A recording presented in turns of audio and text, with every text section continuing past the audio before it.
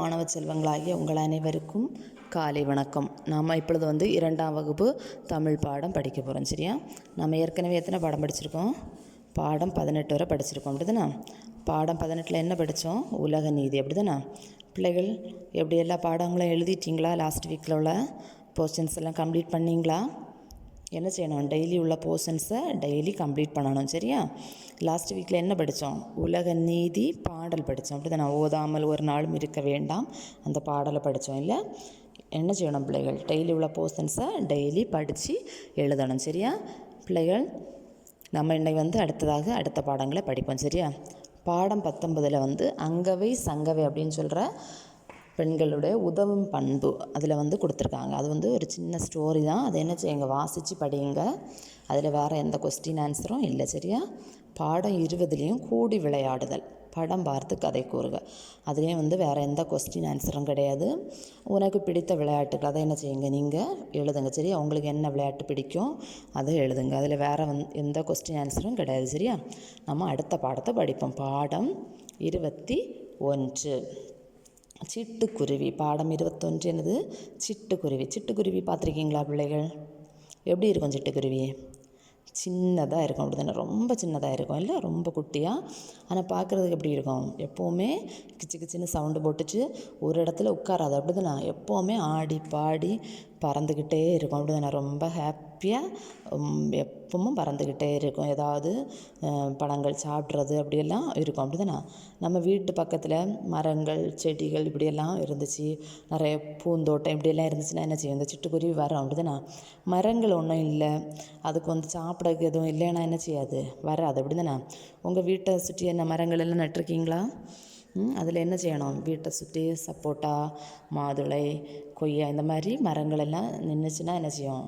பூந்தோட்டம் சின்ன சின்ன செடிகள் எல்லாம் இருந்துச்சுனால என்ன செய்யும்? இந்த சிட்டுக்குருவி போன்ற பறவைகள் எல்லாம் என்ன செய்யும்? வர்றோம். அப்படி தானே? இல்லாமல் இருந்தால் அதுங்களுக்கு சாப்பாடு இல்லாட்ட என்ன செய்யாது? வராது. அப்படி தானே? நம்ம என்ன செய்யணும்? வீட்டை சுற்றி நிறைய மரங்கள் எல்லாம் வச்சுருக்கணும். அப்போ தான் இயற்கையாக நல்ல காற்று கிடைக்கும், நல்ல இயற்கையான உணவுகளும் கிடைக்கும். அப்படி தானே? நம்ம என்ன செய்வோம்? நிறைய மரங்கள் நடணும். சரியா? இந்த சிட்டுக்குருவிகள் இந்த மாதிரிப்பட்ட குருவிகளெல்லாம் வாழணும்னா என்ன செய்யணும்? இந்த மாதிரி மரங்கள் நடணும். சரியா? இந்த சிட்டுக்குருவி எல்லாரும் பார்த்துருப்பீங்க. அப்படி தானே? ரொம்ப சின்னதாக இருக்கும். அதை பற்றி தான் இந்த பாடலில் கொடுத்துருக்காங்க. சரியா? முதலாவது இந்த பாடலை நம்ம வாசித்து படிப்போம். சரியா?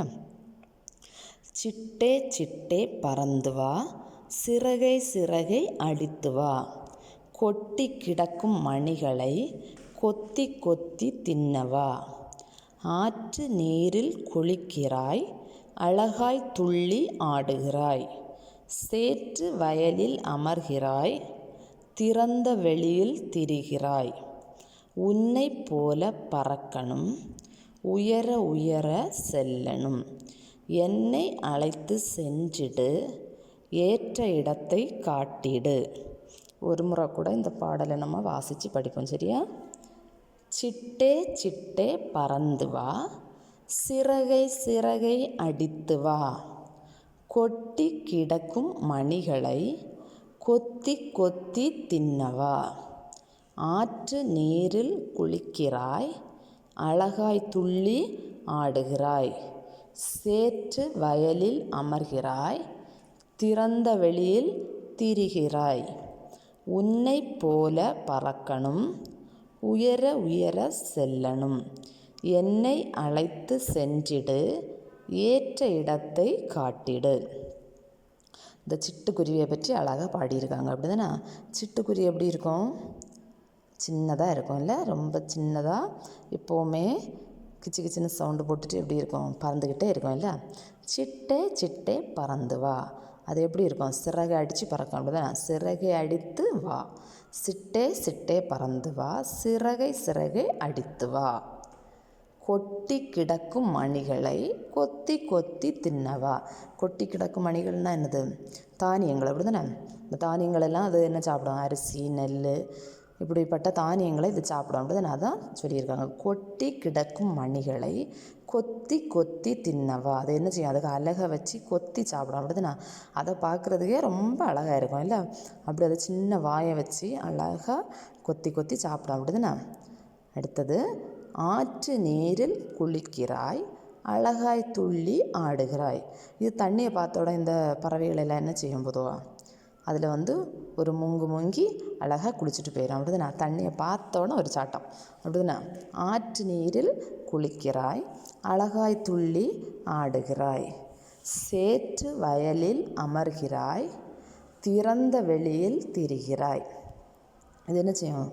சேற்றில் வயல்ல எல்லாம் உட்காரம். அப்படி தான் நான் உட்காந்து தானியங்களை சிந்தி இருக்கு அப்படின்னு சொல்லி போய்க்கு சாப்பிடும். திறந்த வெளியில் திரிகிறாய், உன்னை போல பறக்கணும், உயர உயர செல்லணும். இது என்ன செய்கிறாங்க? இந்த பிள்ளைகளுக்கு என்ன செய்யணும்? மேலே பறக்கணும், மேலே போகணும்னு ரொம்ப ஆசையாக இருங்களோ அதை தான் சொல்லியிருக்காங்க. என்னை அழைத்து சென்றிடு, ஏற்ற இடத்தை காட்டிடு. அந்த குருவிகிட்ட என்ன சொல்கிறாங்க? என்னையும் கூட்டிகிட்டு போ, எனக்கு ஏற்ற இடத்தை காட்டு அப்படின்னு சொல்லியிருக்காங்க. அப்படிதானே? சிட்டுக்குருவி எப்படி பறக்கணும் உள்ளதையும் என்ன அது எப்படி சாப்பிடும் அதைன்னு சொல்லி அழகாக பாடியிருக்காங்க. அப்படிதானே? ஒரு முறை கூட இந்த பாடலை வாசித்து படிப்போம். சரியா? சிட்டே சிட்டே பறந்து வா, சிறகை சிறகை அடித்து வா, கொட்டி கிடக்கும் மணிகளை கொத்தி கொத்தி தின்னவா, ஆற்று நீரில் குளிக்கிறாய், அழகாய் துள்ளி ஆடுகிறாய், சேற்று வயலில் அமர்கிறாய், திறந்த வெளியில் திரிகிறாய், உன்னை போல பறக்கணும், உயர உயர செல்லணும், என்னை அழைத்து சென்றிடு, ஏற்ற இடத்தை காட்டிடு. இந்த பாடல் என்ன செய்யுங்க பிள்ளைகள்? வாசித்து படிக்கணும். சரியா? வாசித்து பாருங்கள். செகண்ட் ஸ்டாண்டர்ட் பிள்ளைங்க என்ன செய்யணும்? நல்லா வாசிக்க தெரியணும். சரியா? அதனால் என்ன செய்யணும்? வாசித்து படிங்க. சரியா? அடுத்ததாக படத்தில் உள்ள பறவைகளின் பெயர்களை எழுதுக. இதில் என்னென்ன பேர்ட்ஸ் எல்லாம் இருக்குதுன்னு தெரியும். அப்படி தானே? ஃபஸ்ட்டு என்ன கொடுத்துருக்காங்க? காகம் இருக்குதா? இது ஹோம்ஒர்க்கு, நீங்கள் தான் எழுதணும். ஃபஸ்ட்டு என்ன கொடுத்துருக்காங்க? காகம். ஃபஸ்ட்டு என்ன படம்? காகம். செகண்ட் ஒன் மயில். அப்படி தானே? தேர்ட் ஒன் சேவல். சிக்ஸ்த் ஒன் என்னது? ஃபோர்த் ஒன் என்னது? சிட்டுக்குருவி.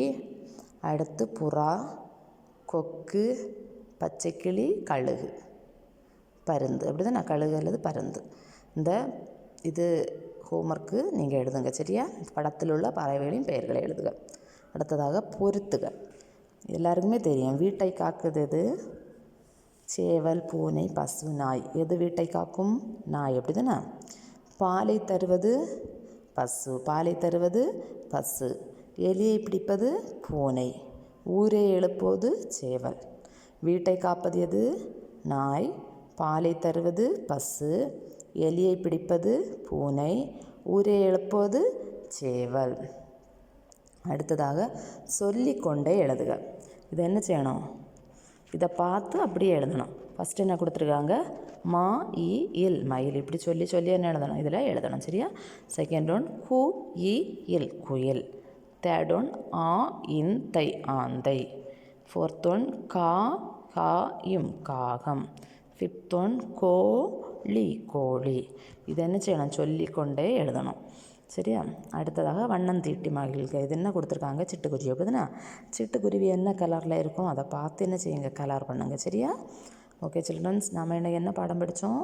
சிட்டுக்குருவி பாடல். அப்படிதானே? இந்த பாடலை வாசித்து படிங்க, கொஸ்டின்ஸ் எல்லாம் எழுதுங்க. சரியா? Okay childrens, thank you. நெக்ஸ்ட் கிளாஸில் மீட் பண்ணலாம்.